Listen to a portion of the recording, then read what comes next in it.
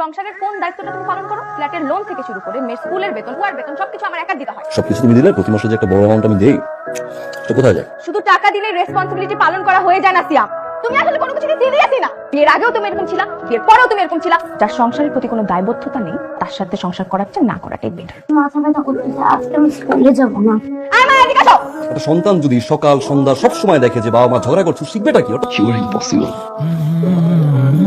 প্রেমিক আর স্বামী এক জিনিস না, যে বোঝে না একবারে সে 100 বার বোঝে। তো এইভাবে তুমি ঝোলাঝুলি করে না রেখে বিষয়টা একদম ক্লিয়ার করবে। মানে আমার একটা ভালো লয়ার আছে, তুমি জাস্ট ডিভোর্স দিয়ে দেবে। আমি তো আমাকে নিয়ে টেনশন করতেছি না, মেয়েটাকে নিয়ে টেনশন হচ্ছে। এভাবে তো নষ্ট হয়ে যেতে পারে। তুমি কেন এত টেনশন করছো?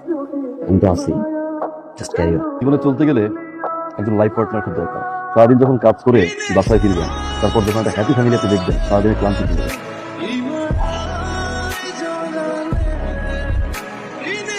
আম্মু তুমি কখন আসবে? এই তো মা চলে আসবো, কাজ শেষ হলেই চলে আসবো। আম্মু আমার একটু মিটিং আছে, আমি তোমাকে পরে ফোন দিই। হ্যাঁ মা, তুমি কবে আসবে? আমি তোমাকে অনেক মিস করছি। আই মিস ইউ মোর মা। পাপা নেক্সট উইকে দেখা করবে, কেমন? আচ্ছা, এরোপ্লেন নিয়ে এসো। ওকে মা। খেলা আসো না, আসো খেলি। তুমি পড়তে বসো নাই? তোমার আম্মু আসলে বলবো কিন্তু। যাও পড়তে বসো। আয়া মা কোথায়? ডাকতেছি কতক্ষণ ধরে। আপা বাবুরে পাইতেছি না, আপা অনেকক্ষণ ধরে খুঁজতেছি। বুঝলাম না, কই ছিলা তুমি? মায়া কোথায়? মায়ের কথা মানে? আমার মেয়ে কোথায়? ভাই, হ্যাঁ সিয়াম, তোমরা কি ভালোভাবে সব জায়গায় খোঁজখবর নিয়েছো?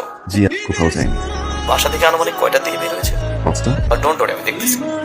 মায়া কোথায় ছিলা তুমি? তুমি বলে যাবে না? আমি কত টেনশন করছিলাম তোমাকে নিয়ে। বাসা থেকে বের হওয়ার সময় আম্মুকে বলতে হয় না? সরি বাবা। কেমন ছিল পার্টি? জনি ড্রপ করে গেছে। মানে পাঁচটা অফিস শেষ হয়, রাত 9টায় বাসায় ফিরি। দেখো তুমি কিন্তু শুধু শুধু ওভার রিঅ্যাক্ট। আমি চাই না যে পুরো বিল্ডিং এর মানুষ জানুক যে আমার বাচ্চার মা বিকাল 5টায় অফিস শেষ করে রাত 9টা পর্যন্ত বাসার বাইরে পার্টি। আমাকে নিউজ দেয় যে তার মেয়েকে খুঁজে পাচ্ছে না। যে মায়ের পার্টি করার জন্য সময় থাকতে পারে, সন্তানকে সময় দেওয়ার জন্য সময় থাকে না, তার কাছে মেয়ে সেফলি আমার মেয়েকে আমার কাছে নিয়ে যাচ্ছে।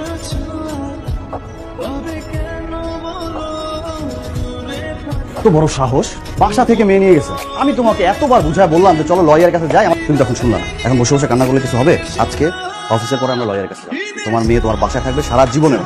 আমি আমার মেয়েকে এসব কেস কামারির মধ্যে জড়াতে চাচ্ছি না। স্যার কিন্তু ঠিকই বলছেন, যা করার আপনাকে আইনের মাধ্যমে করতে হবে। তার বিরুদ্ধে আগামীকালকে আমরা মামলা একটা ফাইল করছি। তোমাকে কে বলছে লয়ারের কাছে এগুলো বলতে? শুধু শুধু একটা মানুষকে এরকম খারাপ বানানোর তো কোনো মানে নেই। আমি এগুলো কেন বলছি? আমার জন্য বলছি না তোমার জন্য বলছি? এত ইমোশন দেখাচ্ছ কেন? এত ইমোশন দেখা দেখা তো আজকে এই পর্যন্ত আসছো। যেটা বলিস না শোনো প্লিজ। চুপ করো, সিয়াম ফোন দিচ্ছে। আম্মু আমি মায়া, ও মা তুমি? তোমাকে অনেক মিস করছি। আমিও তোমাকে খুব মিস করতেছি মা। তোমাকে যদি কোনো আঙ্কেল বা কেউ ফোন করে, তুমি শুধু কিছু জিজ্ঞেস করলেই হ্যাঁ বলবা। ওকে ওকে বাই। আম্মু আমার কথা, আম্মু I'm sorry বাবা।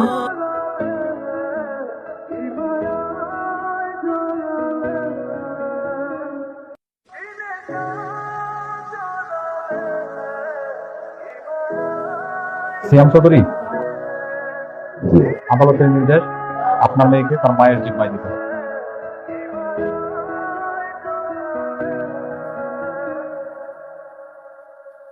আব্বু, আম্মু তুমি এসেছো? এসেছি তোমাকে নিয়ে যেতে। বাবাকে বাই বলো। Bye bye. এক্সকিউজ মি, এক মিনিট। Thank you.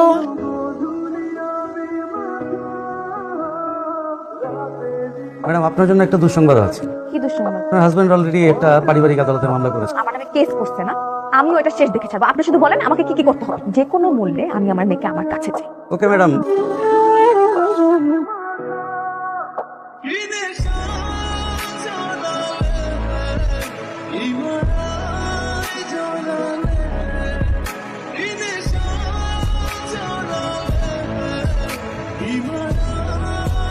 হ্যালো আর একটু কথা বলবেন?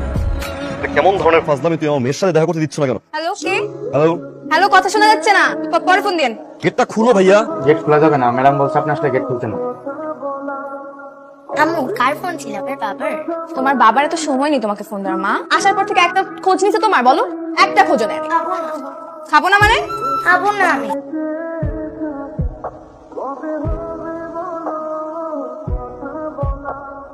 এই মামলার বাদী জনাব সিয়াম চৌধুরী একজন নেশাগ্রস্ত অবস্থায় তার বাসায় এসে তার স্ত্রীকে প্রতিনিয়ত মারধর করেন। বিজ্ঞ আদালতের নিকট আমার আকুল আবেদন, অবশ্যই শিশুটিকে না দিয়ে আমার প্রতিপক্ষ এতক্ষণ আমার মক্কেলের নামে যে অভিযোগগুলো করেছেন মিথ্যা এবং বানোয়াট এবং যার কোনো রকম কোনো ভিত্তি নেই। সারাদিন বাইরে থাকেন, পার্টি করেন এবং মাঝে মধ্যেই তিনি বাসায় ফেরত আসেন না। আমি সেই বাচ্চাটির কথা শুনতে চাই, কে কার কাছে পড়ে?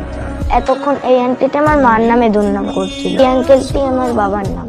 আমি দুজনকেই ভালোবাসি। আর বাবার কাছে গেলে মাকে মিস করি, মার কাছে গেলে বাবাকে মিস করি। আর মনে হয় যে ওরা দুজন চায় না যে আমি ওদের কাছে থাকি। আমাকে এমন একটি জায়গায় নিয়ে যাও যেখানে আমার মাও নেই, বাবাও নেই। আপনারা কি বুঝতে পারছেন এই শিশু মনে কি দাগ আপনারা ফেলেছেন? এই সেপারেশনের পরে আপনি হয়তো বিয়ে করবেন, আপনিও তাই। শিশু বাচ্চাটির কি হবে সেটা কি একবার আপনারা ভেবেছেন? সমগ্র পরিস্থিতি বিবেচনা করে আপনাদের দুজনকে আরো একটা সুযোগ দিবে। একভাবে যদি আপনারা এই শিশুটিকে রাখতে পারেন, এর মধ্যে যদি আপনারা কোনো মীমাংসায় পৌঁছাতে পারেন খুব ভালো। আর যদি না পারেন, এই নিষ্পাপ শিশু বাচ্চাটিকে কোনো অর্থনে দিয়ে দেওয়ার জন্য প্রস্তাব করতে হবে।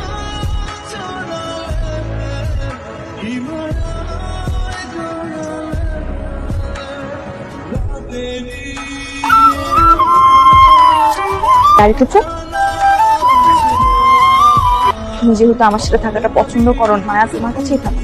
বাবার পরিচয়টা তো দিতে পারবে। মায়ের দিকে খেয়াল রেখো, অনেক বেশি দুষ্টামি করে, ঠিক মতো খাবারটা খেতে চায় না। ছোট মানুষ তো বাইরের খাবার খেতে খুব বেশি পছন্দ করে। সরি সরি কেন? যে যা বলেছে আমি সেগুলো শুনেছি, পারলে আমাকে মাফ করে দিই। আসি, ভালো থেকো। আমরা কিন্তু এখনো আমাদের কথাই ভাবছি। সন্তানের বড় হওয়ার জন্য বাবার আদর যেরকম দরকার, পাশাপাশি তার মায়ের ভালোবাসাটাও দরকার। মায়ের সুখের জন্য আমি সবকিছু করতে পারি, হয়তো নতুন একটা মাও এনে দিতে পারবো, কিন্তু মায়ের ভালোবাসা এনে দিতে পারবো। আমার অনেক চেঞ্জ হওয়া দরকার ছিল, আই আন্ডারস্ট্যান্ড। আমি একটি সুন্দর ফ্যামিলি চাই, আমি আমার মেয়েকে চাই, এটা সত্যি, কিন্তু আমি তার মাকেও চাই।